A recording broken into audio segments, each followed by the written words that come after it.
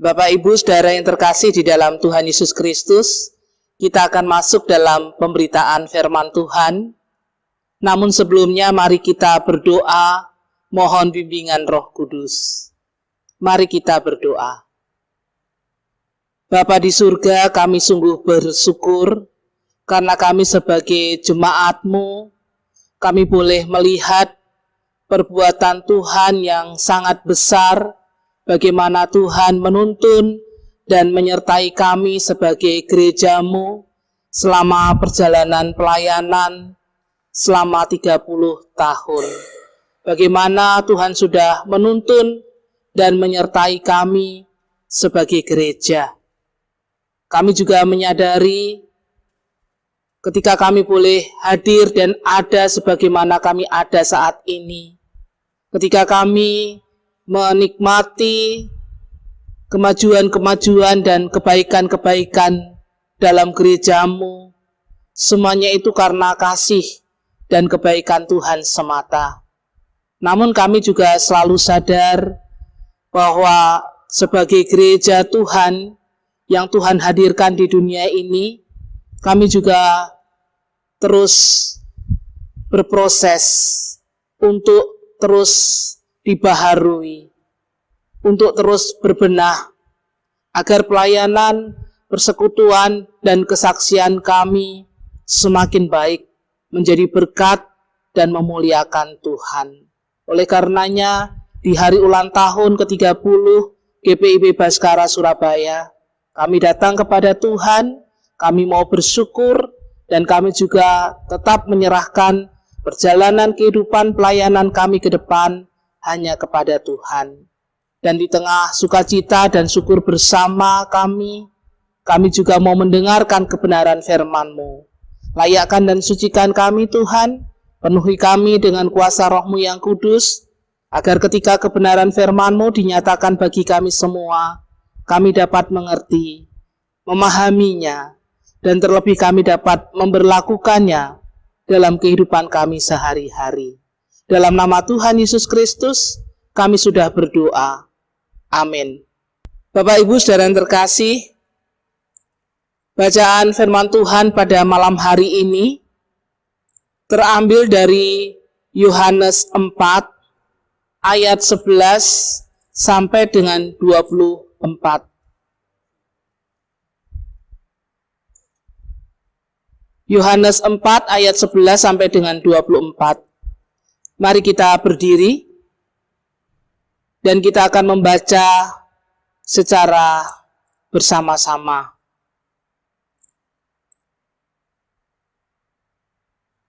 Kata perempuan itu kepadanya, "Tuhan, Engkau tidak punya timba dan sumur ini amat dalam. Dari manakah Engkau memperoleh air hidup itu? Adakah Engkau lebih besar daripada bapa kami Yakub, yang memberikan sumur ini kepada kami dan yang telah minum sendiri dari dalamnya, ia serta anak-anaknya dan ternaknya?" Jawab Yesus kepadanya, "Barang siapa minum air ini, ia akan haus lagi.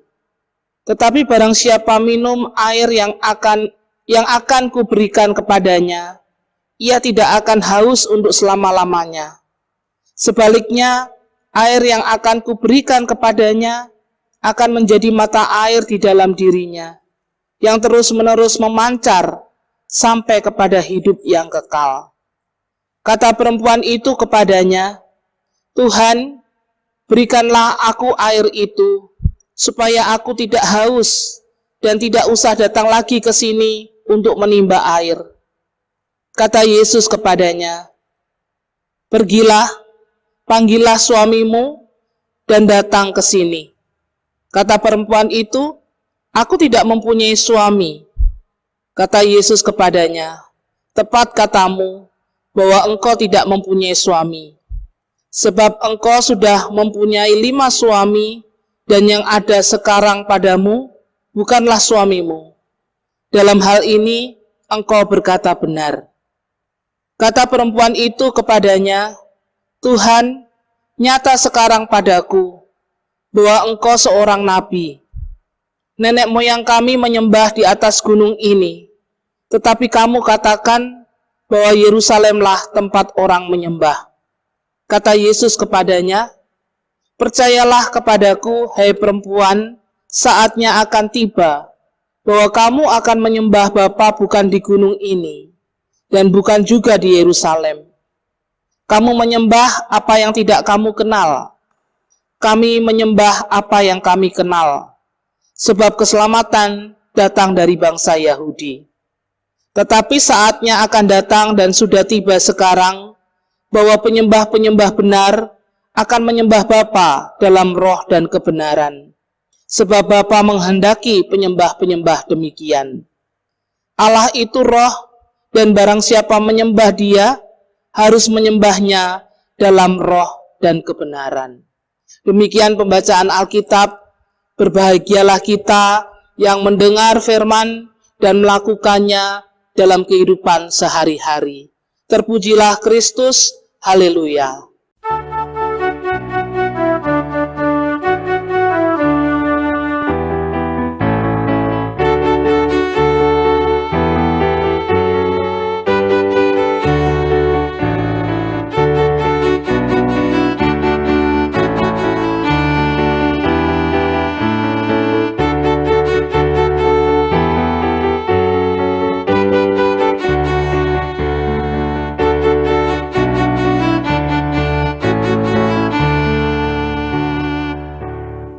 Bapak Ibu saudara jemaat yang dikasihi Tuhan Yesus Kristus, hari ini tepat tanggal 10 Juni 2020, tepat GPIB Baskara Surabaya berusia 30 tahun.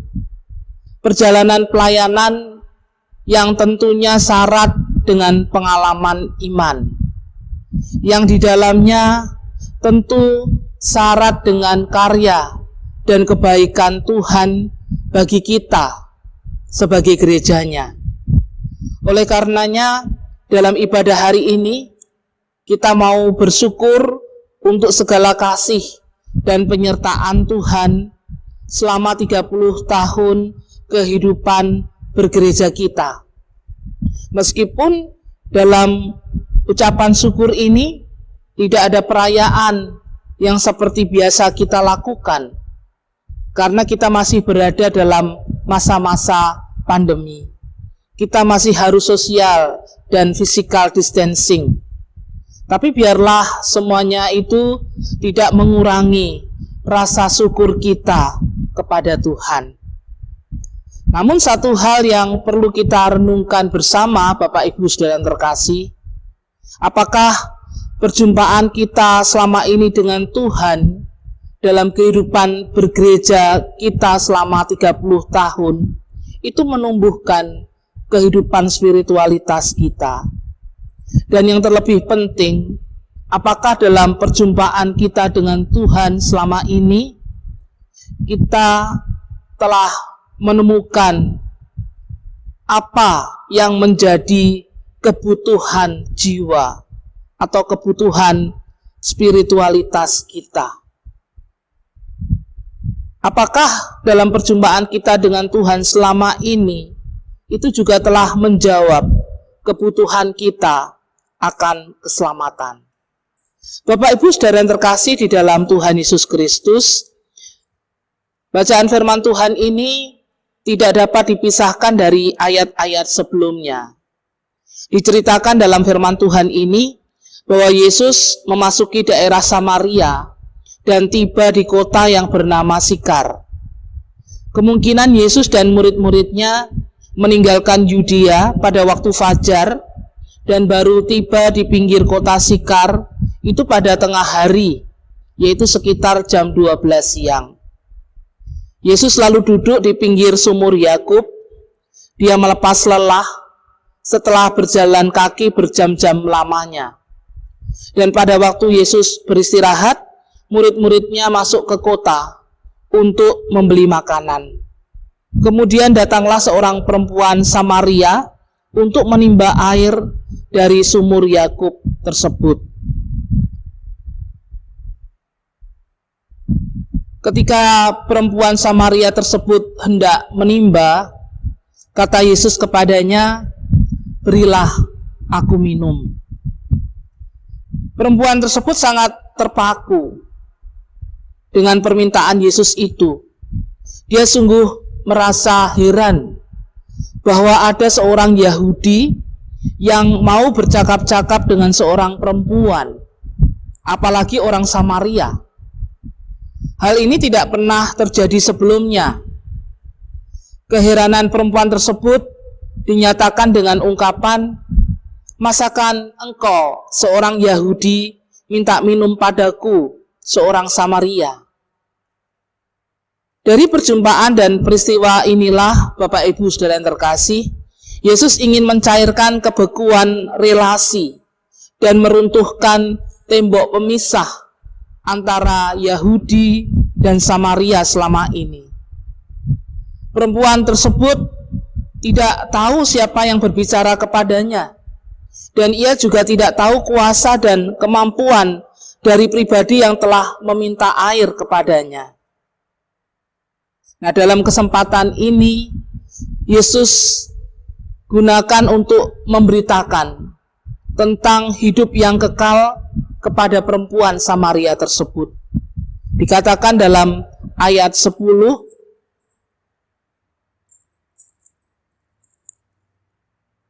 "Jikalau engkau tahu tentang karunia Allah, dan siapakah dia yang berkata kepadamu, 'Berilah aku minum,' niscaya engkau telah meminta kepadanya, dan ia telah memberikan kepadamu air hidup." Kemudian Yesus menjelaskan lebih lanjut pada ayat 13 dan 14 dalam bacaan firman Tuhan ini. Dikatakan, jawab Yesus kepadanya, "Barang siapa minum air ini, ia akan haus lagi. Tetapi barang siapa minum air yang akan kuberikan kepadanya, ia tidak akan haus untuk selama-lamanya.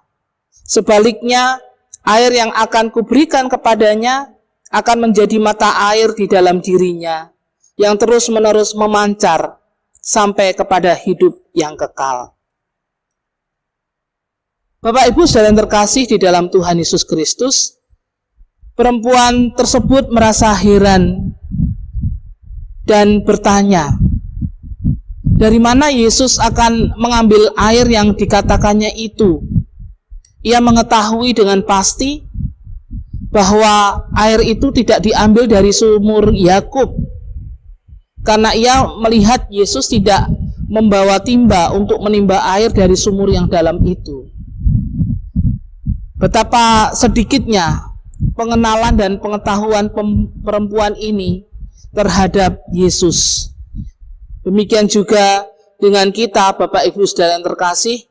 Terkadang kita yang sudah lama berbicara, bercakap-cakap dengan Yesus melalui firman-Nya, tetapi pengetahuan dan pengenalan kita akan apa yang Tuhan inginkan itu sangat sedikit dan kering. Mengapa? Karena perhatian kita hanya pada hal-hal yang material dan jasmaniah, atau pada kenyataan-kenyataan yang ada di depan kita saja. Seperti perempuan Samaria ini, Yesus berbicara tentang kasih karunia Allah yang memberikan air hidup, yaitu tentang keselamatan dalam arti yang paling luas dan paling dalam, yaitu menyangkut hidup masa kini dan masa yang akan datang. Tetapi perempuan Samaria ini hanya berbicara tentang kenyataan yang ia sedang hadapi, yaitu sumur yang amat dalam dan tidak mungkin mendapatkan air hidup. Secara logika, mana mungkin kalau tidak ada timba bisa memperoleh air, apalagi sumurnya sangat dalam. Ini tidak mengerti. Artinya perempuan Samaria ini tidak mengerti tentang air hidup itu. Memang sumur itu begitu dalam, tetapi ada sesuatu yang lebih dalam, yaitu kebutuhan jiwa perempuan itu yang Yesus perhatikan di sini. Sesuatu yang lebih dalam yaitu kasih karunia Allah yang menyebabkan Yesus turun dari surga untuk memuaskan dahaga manusia. Kemudian perempuan tersebut bertanya-tanya, siapakah orang Yahudi ini? Perempuan Samaria ini seperti mata air yang kering, terutama pengenalannya akan Yesus Kristus sebagai sumber air hidup.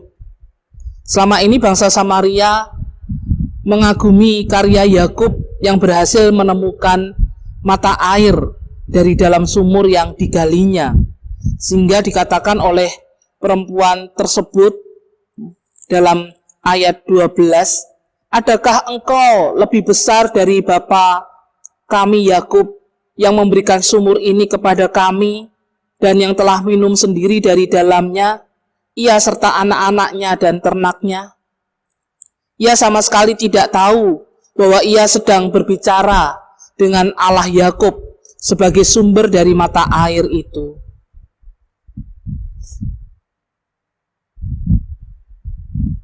Dan Yesus di sini menjelaskan bahwa orang yang minum dari air sumur itu akan haus lagi. Tetapi air hidup yang Yesus katakan itu lain sifatnya. Minum satu kali saja tidak akan haus untuk selama-lamanya. Bahkan di dalam orang itu akan terbentuk mata air yang terus memancar sampai selama-lamanya. Nah, apa yang dimaksud Yesus dengan air hidup ini? Bapak Ibu saudara yang terkasih, di dalam perjanjian lama Tuhan disebut sebagai air hidup. Itu bisa dibaca dalam Yeremia 17 ayat 13, atau juga disebut dengan ungkapan sungai, Mazmur 36 ayat 9, yang menjawab kehausan manusia akan Allah. Yesus berkata bahwa ia akan menganugerahkan air kehidupan yang dapat memuaskan kehausan manusia akan Allah. Nah, ini berarti Yesus menyatakan bahwa dirinya lah penggenapan dari firman tersebut. Yesuslah Mesias dari Allah yang sanggup memuaskan kerinduan jiwa manusia. Dan untuk memperoleh air kehidupan itu, seseorang harus meminumnya. Itu dikatakan dalam Yohanes 7 ayat 37. Tindakan meminum ini bukanlah sesuatu tindakan sesaat saja. Kita bisa memperhatikan kata minum dalam bahasa Yunani itu peneto, dari akar kata pino, adalah bentuk kata imperatif yang berlangsung terus-menerus. Meminum air hidup itu menuntut persekutuan yang terus-menerus dengan sumbernya, yaitu Yesus Kristus. Tidak seorang pun bisa meminum air hidup itu apabila hubungannya terputus dengan sumbernya. Orang seperti itu akan menjadi seperti mata air yang kering. Kemudian perempuan tersebut sudah menangkap arti yang sebenarnya dari air hidup itu, dan ia tahu syarat untuk mendapatkannya adalah orang harus memintanya. Oleh karena itu dikatakan dalam ayat 15, kata perempuan itu kepadanya, Tuhan, berikanlah aku air itu supaya aku tidak haus dan tidak usah datang lagi ke sini untuk menimba air. Nah, air hidup yang kekal ini bukan hasil produksi dunia, Bapak Ibu saudara yang terkasih. Manusia tidak dapat menciptakan air yang kekal ini. Air ini adalah karunia Allah kepada umatnya. Dan perempuan Samaria itu sudah meminta dan kepadanya langsung diberikan air hidup yang kekal. Itulah makna percaya. Allah sudah mengaruniakan anaknya yang tunggal kepada umat manusia, dan barang siapa percaya kepadanya, orang itu sudah mendapatkan hidup yang kekal. Dalam firman Tuhan ini, Tuhan Yesus juga menegaskan bahwa saatnya akan tiba dan sudah tiba bahwa penyembah-penyembah benar akan menyembah Allah dalam roh dan kebenaran. Itulah yang dikehendaki Allah. Hal ini menunjuk bahwa saatnya telah tiba, bahwa tidak ada suatu hal pun yang merintangi baik orang Yahudi maupun orang Samaria untuk menyembah Allah dalam roh dan kebenaran. menyembah dalam roh dan kebenaran ini menunjuk kepada penyembah-penyembah yang benar, yaitu orang-orang yang sungguh-sungguh berbakti kepada Allah. Berbeda dari mereka yang nampaknya hanya berbakti dengan menjalankan upacara-upacara keagamaan, tapi tidak mengalami perjumpaan dengan Tuhan. Nah, ibadah yang benar itu harus rohaniah, karena sifat Allah yang adalah roh. Oleh karena itu, Allah tidak dapat dibatasi oleh benda-benda buatan manusia atau tempat-tempat tertentu. Ia juga tidak dapat dibatasi oleh ruang dan waktu. Itu artinya ibadah kepada Tuhan tidak bisa ditentukan harus di tempat ini, waktunya jam begini, dan sebagainya. Tidak bisa demikian. Nah, sedangkan yang dimaksud dengan penyembah-penyembah benar adalah penyembah-penyembah yang bersesuaian dengan sifat Allah sendiri, yang adalah roh dan kebenaran. Artinya, kesungguhan kita beribadah kepada Tuhan itu harus nampak juga dalam kehidupan sehari-hari kita. Bagaimana kita hidup benar di hadapan Tuhan. Bapak Ibu saudara yang terkasih di dalam Tuhan Yesus Kristus, dari firman Tuhan ini kita bisa melihat kenyataan bahwa air minum hanya melepaskan kehausan dahaga kita sementara saja. Karena itu harus diminum terus-menerus. Air kehidupan yang ditawarkan Yesus, yaitu kehidupan yang kekal, itu akan menyegarkan roh, menyegarkan jiwa dan pikiran kita, terutama spiritualitas kita. Bukan sementara saja, melainkan sekali diminum, itu akan menjadi mata air yang memancar di kedalaman hati kita manusia selama-lamanya, memulihkan dan mencairkan hubungan kita yang beku dengan Tuhan dan sesama. Bapak Ibu saudara yang terkasih di dalam Tuhan Yesus Kristus, perjumpaan Yesus dan perempuan Samaria dalam bacaan firman Tuhan ini itu menunjukkan kepada kita bahwa lewat perjumpaan tersebut telah meruntuhkan tembok pemisah antara Yahudi dan Samaria. Bahwa berita tentang hidup kekal itu tidak bersifat tertutup atau eksklusif, tapi terbuka bagi semua orang tanpa terkecuali. Seperti firman Tuhan dalam Yohanes 3 ayat 16 yang mengatakan, karena begitu besar kasih Allah akan dunia ini, sehingga ia telah mengaruniakan anaknya yang tunggal, supaya setiap orang yang percaya kepadanya tidak binasa, melainkan beroleh hidup yang kekal. Dan syarat untuk menerima hidup kekal adalah percaya kepada Yesus. Oleh karena itu, Yesus yang menjadi pusat keselamatan atau pusat dari hidup kekal.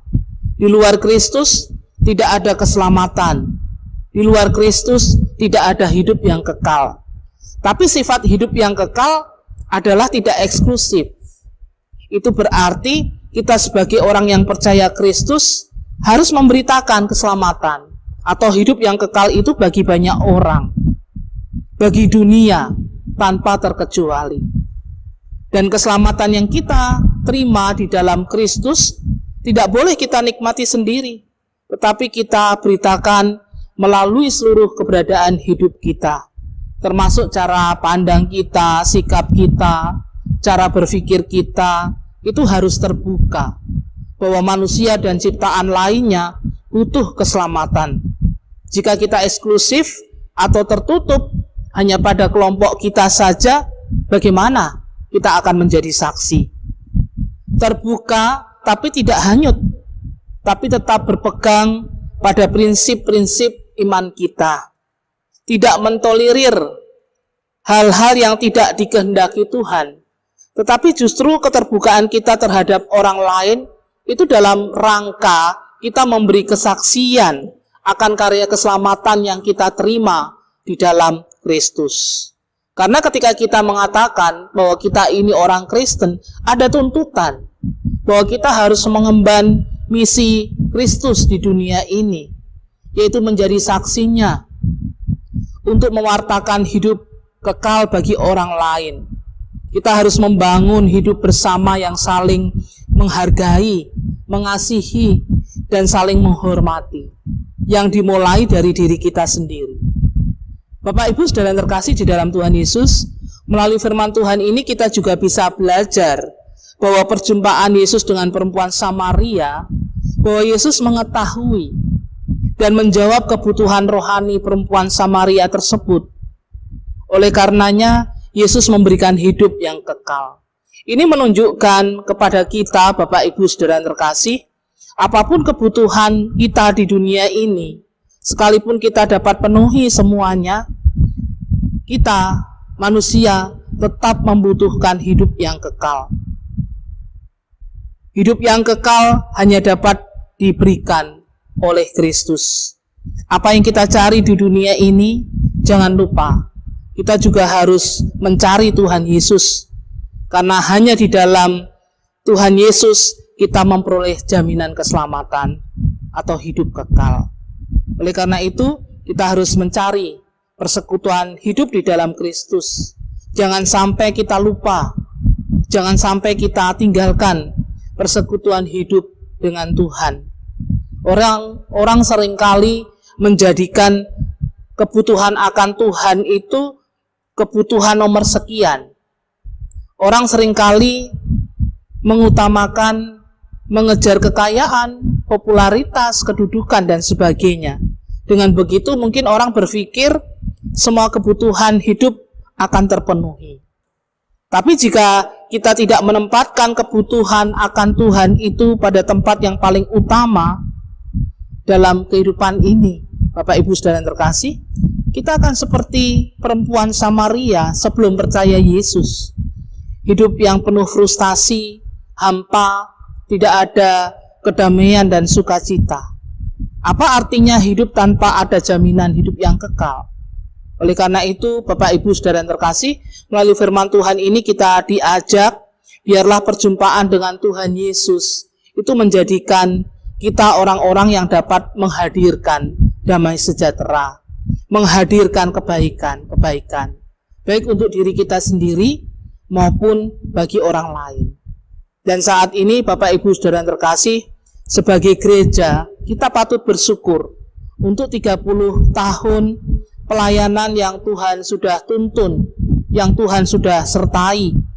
Terlebih ketika kita diizinkan merayakan hari ulang tahun ke-30 tahun Jemaat Baskara Surabaya dalam masa-masa pandemi COVID-19. Yang patut kita renungkan dan menjadi pergumulan bersama Bapak Ibu saudara yang terkasih, bahwa selama masa-masa pandemi kita melaksanakan ibadah di rumah kita masing-masing dan tidak bisa melakukan ibadah secara bersama di gedung gereja. Yang menjadi pertanyaan bagi kita semua, apakah selama ini kita semua sudah melaksanakan ibadah di rumah kita masing-masing? Apakah melalui ibadah tersebut kita sungguh-sungguh berjumpa dengan Tuhan? Firman Tuhan hari ini Bapak Ibu saudara yang terkasih mengajak kita untuk senantiasa menjumpai Tuhan dalam seluruh keberadaan hidup kita, termasuk dalam ibadah-ibadah yang kita lakukan. Perjumpaan hidup dengan Tuhan itu menjadi sangat penting, dan esensi ibadah itu sendiri adalah bagaimana kita berjumpa dengan Tuhan. Oleh karena itu, biarlah melalui ibadah-ibadah yang kita lakukan selama ini, kita semakin berjumpa dengan Tuhan, meskipun kita beribadah di rumah masing-masing. Dan perjumpaan dengan Tuhan itu kiranya semakin menguatkan iman kita, menguatkan persekutuan kita bersama, dan semakin menguatkan pengenalan kita akan Tuhan Yesus. Kasih persaudaraan kita juga semakin kuat. Nah, melalui firman Tuhan ini, Bapak Ibu saudara yang terkasih, kita juga diajak bahwa kita tidak hanya dipanggil untuk bergereja, tapi kita juga dipanggil untuk menjadi gereja yang hadir mewartakan kabar keselamatan bagi semua ciptaan. Artinya Bagaimana lewat kehadiran kita sebagai gereja, kita ini dapat membawa kasih, membawa sukacita dan damai sejahtera bagi orang lain. Nah, biarlah di tengah-tengah pandemi kita tetap dapat memaknai arti perjumpaan kita dengan Tuhan lewat ibadah yang selama ini masih kita lakukan di rumah masing-masing. Bahkan memaknai arti perjumpaan dengan Tuhan dalam seluruh keberadaan hidup kita sehari-hari. Kita juga dapat semakin memelihara kebersamaan dalam persekutuan. Dan biarlah di masa-masa pandemik ini juga semakin mengasah iman dan pengharapan kita kepada Tuhan. Sehingga ketika pandemi nanti selesai, kita tidak kehilangan keinginan dan semangat untuk kita bersekutu dan melayani. Tapi justru sebaliknya, Bapak Ibu Saudara yang terkasih, kesempatan untuk bersekutu dan melayani bersama di gereja itu menjadi sesuatu yang semakin giat dan sungguh-sungguh kita kerjakan. Keinginan kita untuk semakin setia dan taat kepada Tuhan itu biarlah terus terbangun. Kerajinan kita tidak menjadi kendor, tetapi roh Tuhan tetap menyala-nyala di dalam diri kita.